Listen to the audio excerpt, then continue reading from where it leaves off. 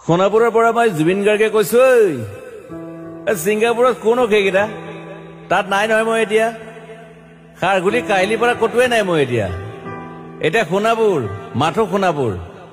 সোণাপুৰে মোৰ শেষ ঘৰ শেষ মঞ্চ এতিয়াৰ পৰা গান নাগাওঁ আৰু মই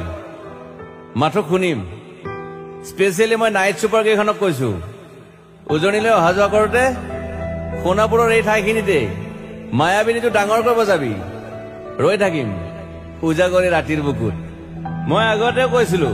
আৰু এতিয়াও কৈছো মোৰ কোনো জাতি নাই মোৰ কোনো ধৰ্ম নাই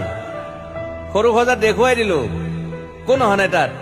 ব্ৰাহ্মণ কলিতা আলী ৰহমান ডেকা বড়ো ৰাভা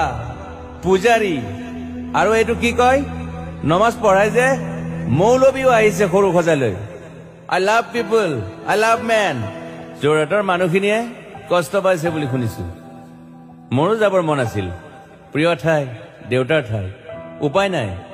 পলম হলে শৰীৰটো কষ্ট পায় বাকী গৰিমা আৰু দেউতাই গুৱাহাটীতে থকাটো বিচাৰিলে একো নাই গুৱাহাটীলৈ আহিলে মাত দি যাব সোণাপুৰতে থাকিম আৰু এটা কথা